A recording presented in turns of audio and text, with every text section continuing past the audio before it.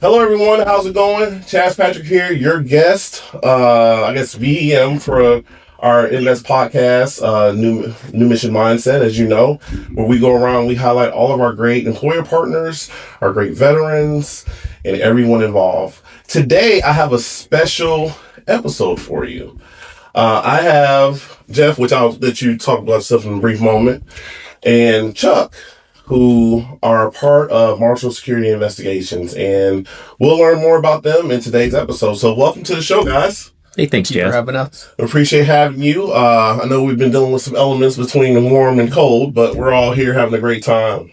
Yes, the weather's definitely struggling with making up its mind on what it wants to do. I agree. So I'll go ahead and let you, to give your introduction of who you are, and then we'll go ahead and kick it off. Great. My name is Jeff Nesbitt. I'm the president and founder of Marshall Security. We go by MSI Okay. Security. And Investigations. and a veteran. Yes. Yeah. I'm a veteran for our Coast Guard. Okay. Not a lot of coasties. Not a lot of coasties out there. So, I'm Chuck Goad. I'm the director of operations for MSI. I am an Army and Air Force veteran. You got two branches under your belt. I have two. In 34 years, I can cover down on two. So, not too bad. How's that blend between Army and It's a little different. Okay. I understand that. Okay. Well, welcome. Appreciate you guys being on the show and really kind of helping us with this episode. So, I guess really my first question is, what's the history behind MSI? Sure. I had the opportunity to move here from Colorado. No job. We were living with my wife's parents at the time. And so my first job was working for another smaller security company. They hired me at $10 an hour. I was working at one of the student housing complexes. And that was kind of where I first got my feet in the security business, although, my prior military experience was all based around, law enforcement and security. I didn't initially want to start a company or, want to do my own thing until I saw, that I could do more. Like I stated before, I was making $10 an hour. Right. Yeah. And I had my first son at the time, and then my wife was working, but we were barely making ends meet. So I think that was primarily the biggest push, is to to become more financially stable, and then allow me to run things as I saw other I've worked for 3 security companies in town, and saw an opportunity to do things a little bit better, and go my own direction and to provide for my family was the biggest goal, in kind of pushing that forward. And I think the biggest challenges that I ran into was that there's no really good book out there that shows you, how do you start a security company and what are the elements that you need to do, other than, when you apply for the license, they give you you need to have these things in place to be able to get it. And so, those were always challenges, because I'm not a business person. Talk to me about security and securing a location and a site. I can help you that, but numbers and things required to operate a business, I was not strong at. So, I had to learn those things. Well, obviously you got to figure it out because you already got hit the 10-year recently. So well, it's 10 years. And it really, it's not about me. It's the people that I've had the opportunity to meet, and kind of bring into the organization that have really developed where we're going and built the company that where it's at today. That's definitely a team effort. Awesome. And Chuck, what about you? What about your background and obviously your transition here? Yeah. Because this is your first position post-retirement. It was. Yeah. So. I transitioned. In fact, I was on terminal leave when I signed up with Jeff.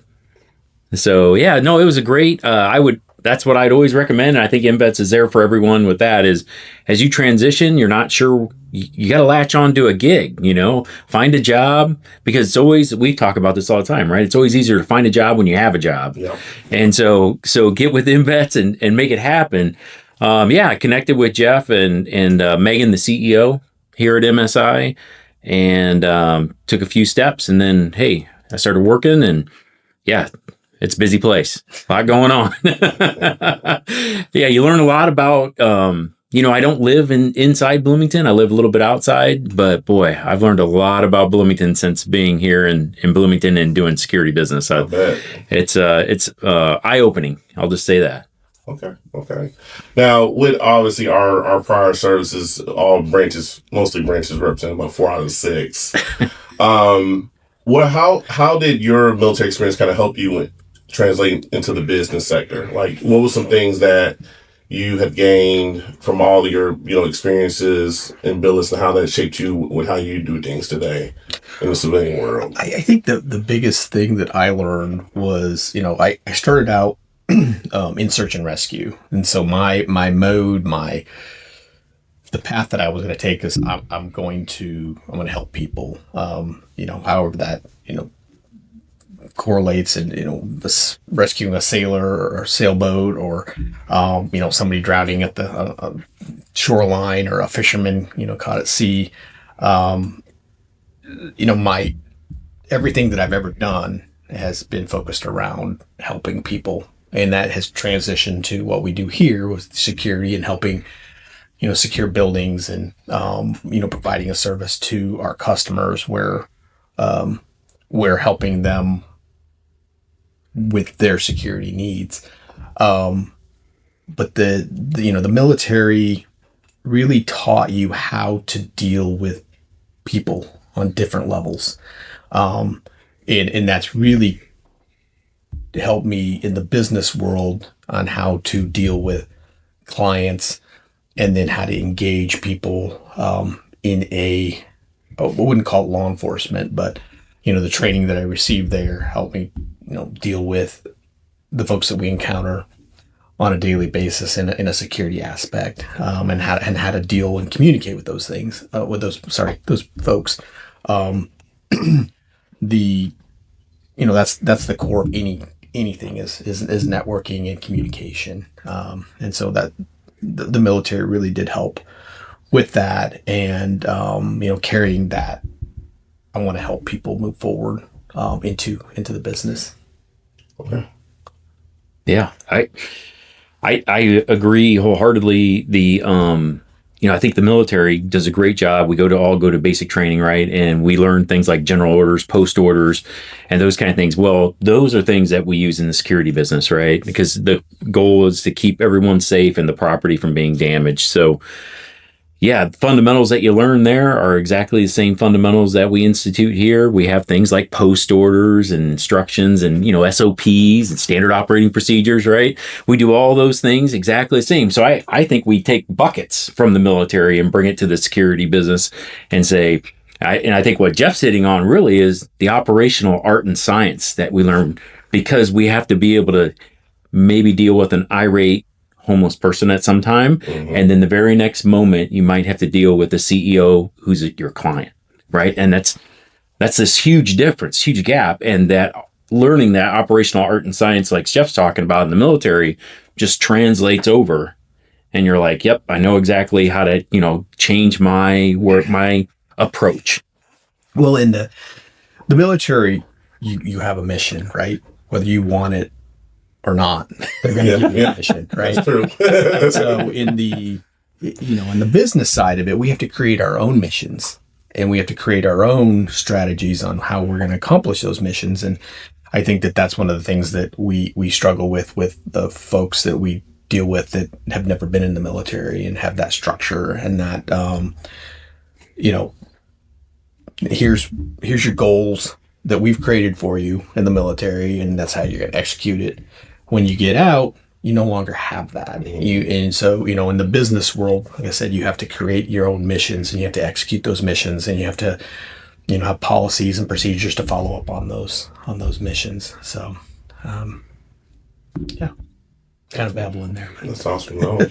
So during your time, I know you both have had a long day. How many veterans you got working here? Actually, We're well over 25%. Yeah, wow. our administrative side is pretty high. Eric, Chuck, myself, Megan's not, and Mark's not. We're trying to change that. I'm trying to get Megan to go into reserve. Mark could go. Go guard. Yep. They give the bonuses. Yeah.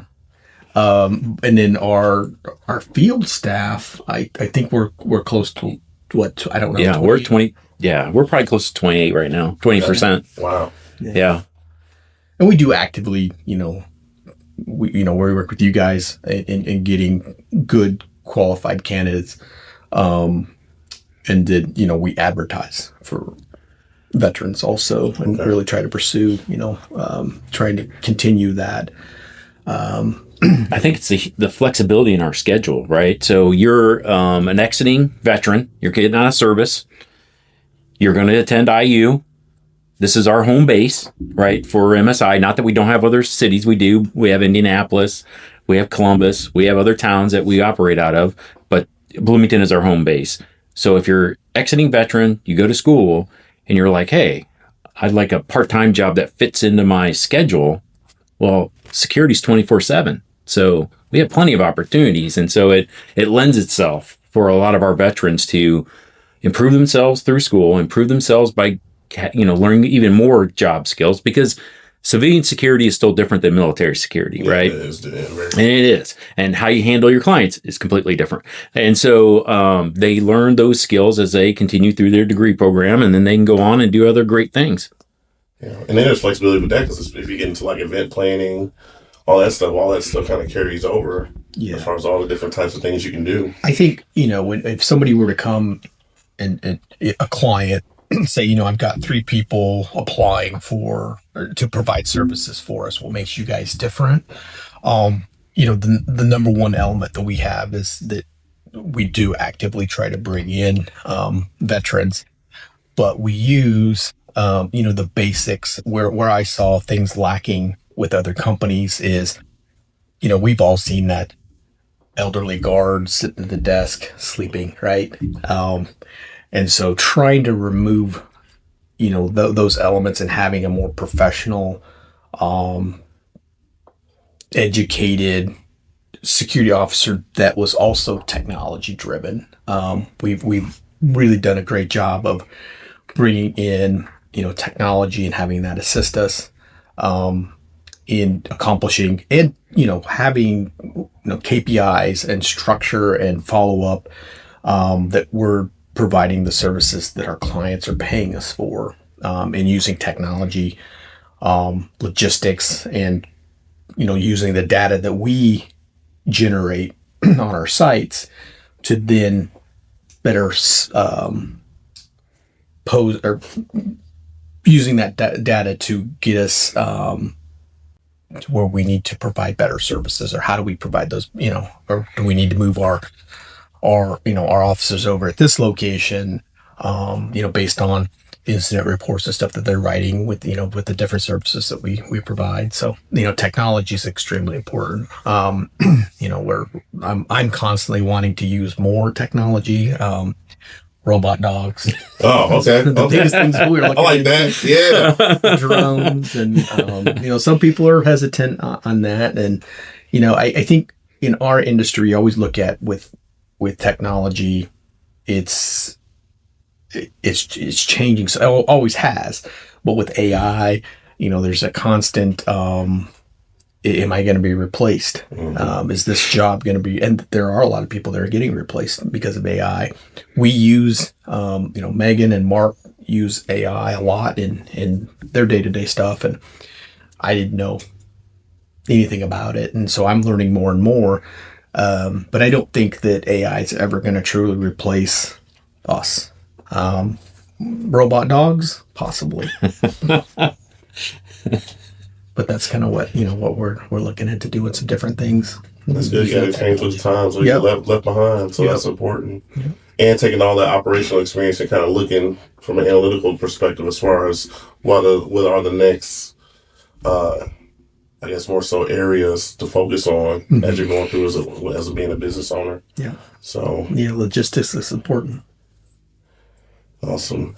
So let's go to the military side. How many places have you two been stationed at during your time in? I was fortunate. I was at 3 different bases, but they were all in North Carolina. Okay. I did my first 4 years at a small boat station, and then I got transferred to another even smaller small boat station, and then I got out. Wasn't able to find work, getting out of the military. Where I was stationed at was a huge Marine Corps base. To the left of me, I was stationed in Atlantic Beach, North Carolina. Okay. So Camp Lejeune was there, and then Cherry Point. And so finding work, getting out was extremely difficult. So my commander at the time had called me and was like, how's things going? And I'm like, I'm still on leave. I can't find work. And he's like, well, if you want to come back in, what would you like to do? And I'm like, I want to be in IT. And so he was able to bring me back in and put me with the IT guys and kind of like a on-the-job training. And the significant thing about him doing that was he took one of his billets as a station and gave it to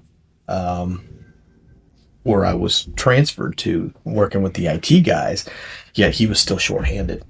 So I did that for 2 years while I was waiting to go to school. And then I got back out. I decided to stay a reserve. And about 3 months after I'd gotten a job with Time Warner Cable, I was installing broadband internet. Okay. About 3 months after I got that job, I got recalled to active duty. With the going to war with Iraq again, supporting Sunny Point Army Terminal in Bloomington, North Carolina. So I got the call. I was like, I'm not going anywhere. Like, I just got out. And they're like, yeah, it really doesn't work that way. Here's your orders, and here's where you need to report. And I went down there kicking and screaming. I was so mad, because I just got out, and I'm trying to start this whole new thing, and now I'm getting sucked back into what, and not that what I was doing was terrible. Just, trying to establish a new life and whatnot. So I went back to Wilmington, and it was the absolute best duty. We were supporting the shipments that were getting sent over to Iraq in a security capacity, port security, and then establishing a zone around those container ships that were carrying like Tomahawk missiles and whatnot. Okay. So I did that for a couple of years, and then I got back out, went to Colorado, and which was my hometown, Grand Junction. Was working for my dad's old company, and then we had I think 2009 was a huge recession. I was going through police academy, and my father-in-law had called me and said, I'd really like to see my grandkids. I can get you a job out here at Crane. He was working at Crane, and so we ended up coming out here, and I did get a job working at Crane for a couple of years, and just wasn't my thing. So had gone into some sales positions. I worked for Verizon for a bit, and then always had worked security, trying to make ends meet. And then I got to a point where like, let's look at the education aspect and go back to school. So I used the GI Bill. I was going to school full time, working as a bailiff part-time, and then I was working security at night at the Justice Building while I was doing my studies and trying to make ends meet. And then that's when it kind of clicked that, hey, let's start your own company. So we progressed towards that. And we're still adapting and still changing, and still I've been doing this for 10 years, and it seems like I started it yesterday. And we're we brought in, Chuck, Mark in marketing, and then Megan, Megan Bentley, our CEO. She's done a phenomenal job of basically revamping everything that we do on a structural process and, HR components and employee manuals and SOPs, how the company's organized, how the company's run on a day-to-day basis. And then, our team has done a great job of if this happens, this is how we execute and how we fix it. Or, if we're trying to target certain companies, or we're getting more into government long-term contracts instead of these shorter. We started out as event security. Our first year, we worked frats and sororities. That's all we did. And then it was rough. Financially, when you look at things in your first year, I didn't know if we were going to make it. And then I think, and I mentioned it before, networking and establishing relationships with people that you deal with on a day-to-day basis is extremely important. We got a fairly large contract, and then during that contract, the builders failed. The building got flooded. They needed more security because we had to go into people's rooms. I think we had 22 security officers at that time running 24/7. Wow. And so they, because they had to bring people in, and they're like, well, we need them to do this. And it was a security function, but they didn't have the extra people. So they asked me, can you provide the services? And I said, sure. So that really elevated us to the next step. And so we took the funds that we made there and, kept wrapping it back into the business, and then, just kind of grew from there. But I didn't have any idea about how a business operates. From a mom and pop stance, it's pretty simple. But as you grow, Megan calls it a certain word, not staging. Anyway, scaling. Yes. As you scale, all the different processes have to go in place, and she's done a phenomenal job of doing that. And so we are, 10 times as big as we were when I first started the company, obviously.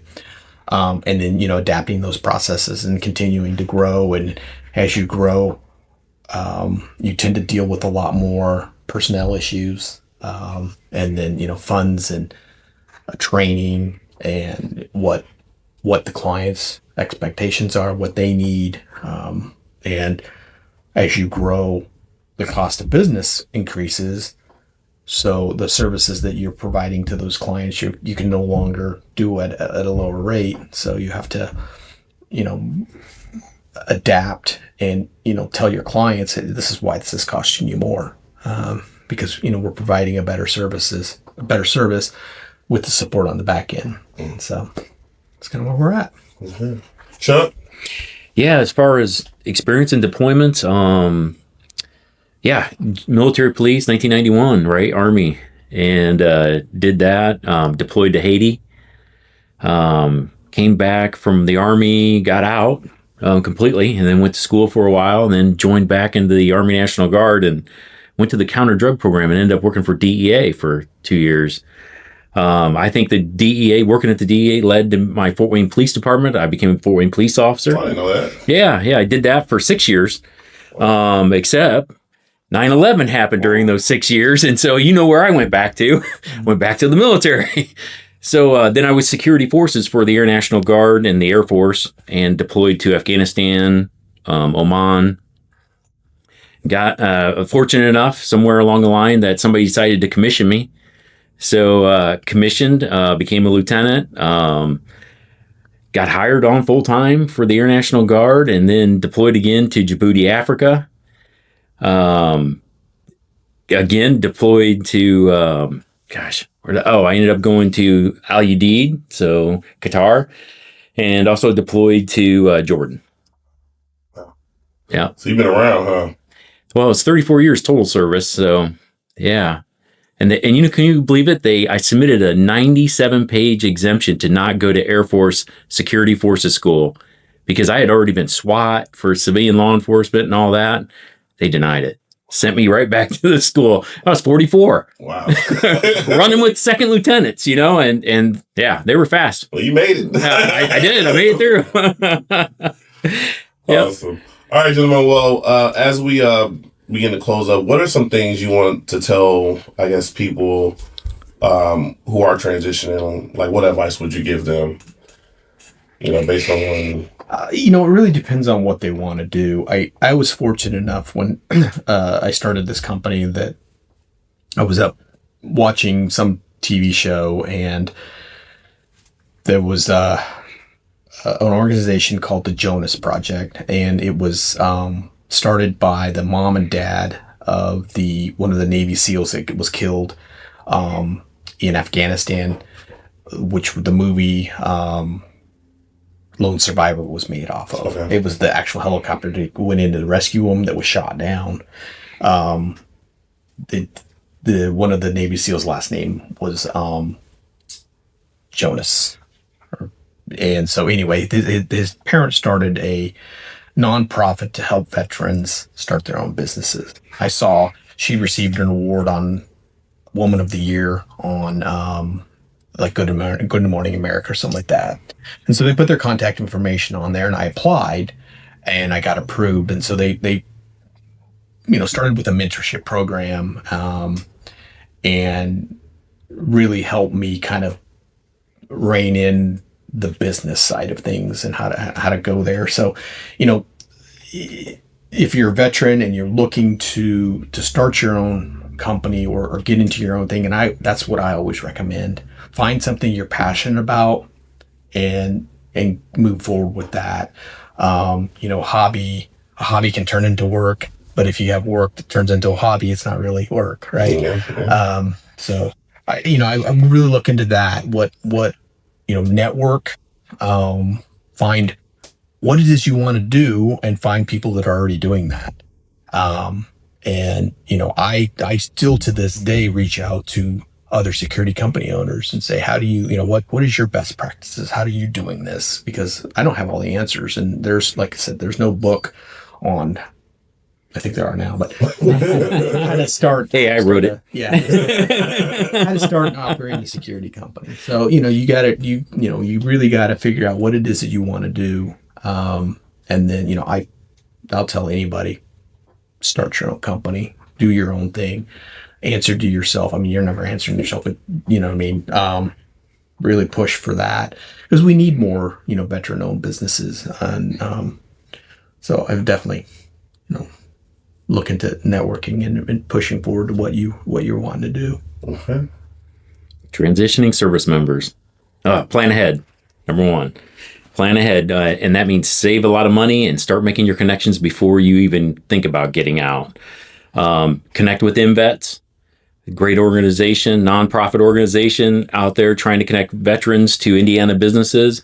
But I'm going to tell you, they cover a lot more than that. Though, that's the great thing about veterans is since, MVets is mostly veterans that are out there trying to connect to other veterans, they can give you advice, on VA or what's going on in a community and where the veteran businesses are. And they have the insights. And then just work your veteran network and know what's growing in Indiana, right? We know, what industries are growing. We all know here in the security business that there's a LEAP area that's growing there outside of Lebanon, Indiana. And we have to know what businesses are going in there, right? Because that's something we're interested in. We would like to provide them services. And at the same time, it's going to be a huge growth area for Indiana. There's Eli Lilly is already one of the anchors there. So, you're looking at that going, hey, how can we grow? And coming out, you got to look at, hey, Indiana's growing in this direction. Should I go that direction or should I branch out on my own like Jeff did? So those are the questions you have to ask yourself, but you definitely have to prepare before you transition out. Yeah, awesome. Well, gentlemen, appreciate you coming on the show today and sharing your insights. Thank you so much for your service and your continued service to our community. And make sure you connect with them on LinkedIn. I know they're both pretty active, and on Facebook, check out March Security and Investigations. And also, any updates, go to their website too. I'm sure you guys got a lot of stuff going on. Yeah. And we're always hiring too. Always hiring. So any veterans looking for work and want to get in this industry, definitely, check out our Facebook page and Indeed. Awesome. Well, thank you so much. And thanks, Chaz. Till next time. See you guys later on the next episode. Thanks, Chaz. Thank you. Yep. INVETS is a 501c3 nonprofit dedicated to helping transitioning service members and their families find great careers and communities here in Indiana. The way we usually connect with veterans is in-person events. They are assigned to a case manager, which is one of the 5 veteran engagement managers who are located in 5 regions around Indiana. They'll really work hard to connect with them. And then they complete the profile in more detail about the types of careers they want, the skills they have, where they might live, do they have a spouse. So it's a very personal service. And we try to match them with the right career. We try to match them with the right community. We take our job seriously, understanding that we're not selling somebody a thing. We're helping somebody move into the next phase of their life. That's not lost on us. We are not moving one person, we're moving a whole family, and every member of that family has a different need. We try to have those open discussions about everything. So what we realized was just helping somebody find a job when they get out of the military isn't enough. There's got to be more to it than that, especially if we want to create lifelong Hoosiers. So we started thinking about what can we do outside of helping people find great careers to get them connected to their community. Transition is not transactional, it's transformational. And it's something that we talk with our staff about all the time. We cannot look at transition out of the military as a transaction of leaving one job and going to another. It's a transformational moment in somebody's life, and we hope and believe that should be Indiana. So once they're here, we remind them that we're here for life. So if there's anything that you need once you've gotten here, you're looking for a volunteer opportunity, a way to get involved in your community, or you just need some resources, a thriving job market and low cost of living, plus a wide range of veteran benefits, make Indiana the perfect place for veterans of the United States military to call home. INVETS can help you find that home. We're an organization started by veterans to help former service members transition to civilian life in our state. INVETS can help you find the community with the career opportunities, housing, schools, and amenities that fit your lifestyle. To learn more about INVETS, visit us at invets.org today.